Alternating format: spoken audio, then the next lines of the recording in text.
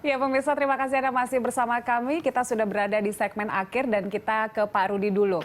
Pak Rudi, ini kan hal yang positif banget gitu. Masyarakat ada yang mulai sadar berolahraga. Mungkin ini bisa dibilang hikmah dari pandemi juga kali ya. Kemudian juga ada masyarakat yang sudah mulai sadar menggunakan sepeda tidak hanya olahraga tapi juga bahkan menjadi moda transportasinya. Nah, sebenarnya seberapa besar komitmen dan juga persiapan dari Dishub sendiri untuk bisa melengkapi banyak hal yang berpihak kepada pesepeda, contohnya rambu dan juga jalur yang lebih permanen seperti itu, Pak.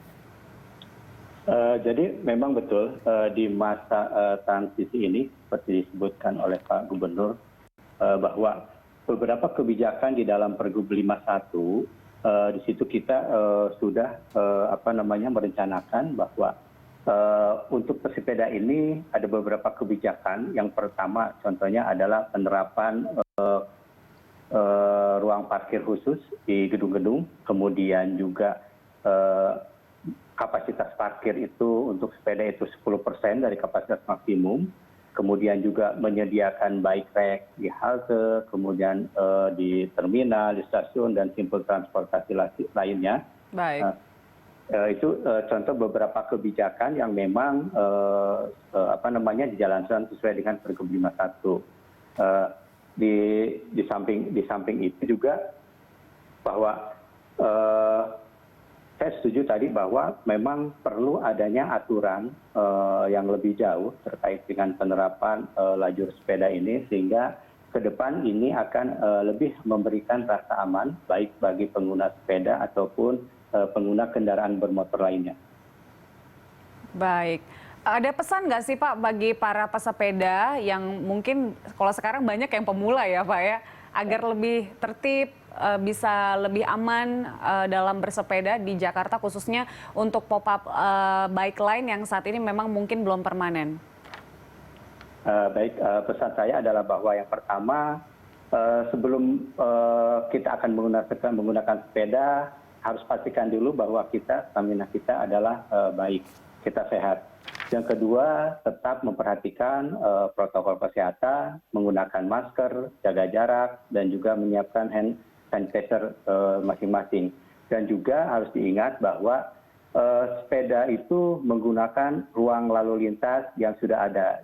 Sehingga kita harus bijak dalam menggunakan ruang lalu lintas, gunakanlah lajur yang sudah ada, dan berperilaku dengan tidak membahayakan bagi pengendara lain. Mungkin itu pesan dari saya. Baik, tetap bijaksana dan harus berhati-hati ya Pak di jalur sepeda yang saat ini sudah ada. Pak Rudi, terima kasih banyak dan kita tunggu ya Pak bagaimana persiapan dan kelengkapan dari rambu-rambu untuk para pesepeda ini. Pak Rudi, terima kasih telah bergabung bersama kami siang ini. Selamat siang.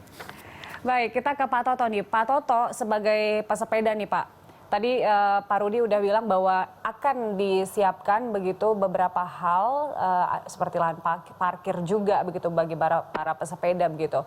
Dan kalau Anda melihat fenomena ini kan hal yang positif ya.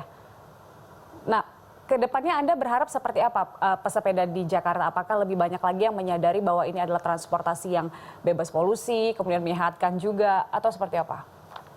Ya, tentunya sekali lagi kami menyambut baik ya. Selama gini, yang penting ada konsistensi dalam menerapkan undang-undang dan sanksi dan lain sebagainya. Semua stakeholder di dalam peraturan dan kebijakan ini harus benar-benar komit gitu ya. Harapan kami ya tentunya dengan adanya sosialisasi pop-up, tentunya teman-teman pesepeda akan lebih banyak yang bertransportasi dengan sepeda, bukan hanya olahraga dan rekreasi. Nah, jadi tadi bicara sanksi harus konsisten sekali lagi dan tidak boleh ada jamnya. Artinya misalkan pagi tadi jam 6 sampai jam 8, sore jam 4 sampai jam 6 itu benar-benar di situ harus dijaga ketat gitu ya.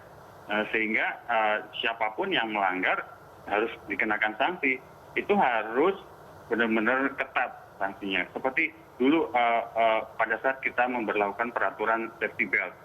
Itu benar-benar ketat dan sehingga merubah mindset masyarakat begitu naik mobil langsung pakai seat belt. Ini juga bisa begitu selama ada peraturan dan dimonitor dan dikontrol oleh petugas.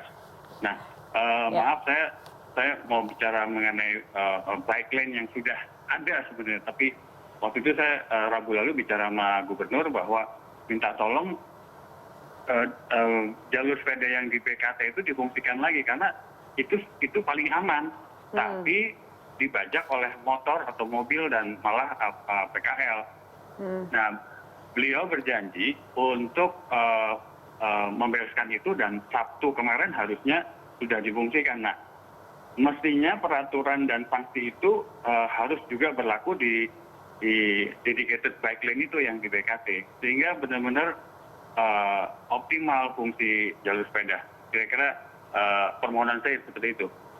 Iya, kita harapkan itu bisa terrealisasi ya Pak, bagaimana komitmen dan konsistensi pemerintah dalam hal peraturan untuk para pesepeda. Terima kasih Pak Toto telah bergabung bersama kami siang hari ini. Terima kasih. Iya pemirsa, itu dia dialog kami dan kami masih akan kembali usai jeda, tetaplah di Lanstock.